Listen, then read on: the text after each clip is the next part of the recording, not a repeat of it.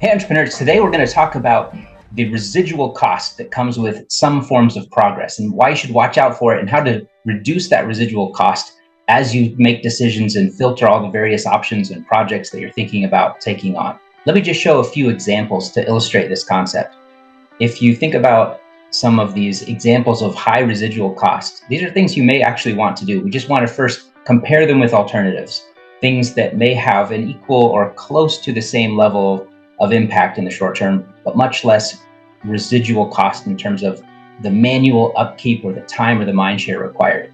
So for example, managing a portfolio of rental properties may have more impact in the short term in terms of cash flow, but compared to just investing passively in publicly traded REITs for passive income, there's a huge difference in how much you're taking on. And so you want to think about this whenever you're making a choice. Hiring a new direct report, it may be what you need to do, but sometimes if you could instead outsource one of your core non-core activities and not take on the residual mind share of payroll and team meetings and trainings and managing people's time off and schedules, sometimes those kinds of considerations will help you to essentially use this as a filter to choose the kinds of activities or new projects that may have a little bit less impact in the short term, but allows you to compound your results over time.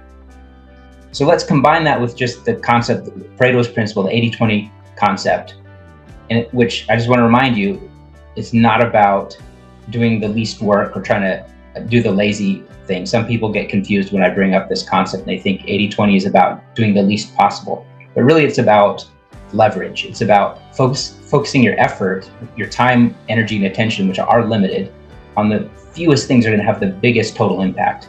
And so if you can do that, and then you can combine these two concepts, if you combine the concept of working on things that have a low residual cost in terms of mind share and time, and simultaneously choosing the things that have that 80-20 magic to them, then what you're able to accomplish is long-term gains without accumulating the future responsibilities that end up clogging your ability to keep growing and to reach the highest levels. So here's your peak productivity micro challenge for this week. Just do an analysis of all of the projects you've got going on right now and ask yourself, if we succeed, if we complete this, what will be the residual impact in terms of mind share? Maybe short term, it's going to be high, and then long term, you're going to bring in a CEO to manage those, or an operations manager. And so you have a plan for how you'll remove the residual impact over time, and that's fine. I just want to challenge you to pause and think about, if we succeed, does that clog our ability to then succeed at other things in the future? Or does it continuously unlock your ability to achieve higher and higher outcomes and to pursue bigger and bigger goals?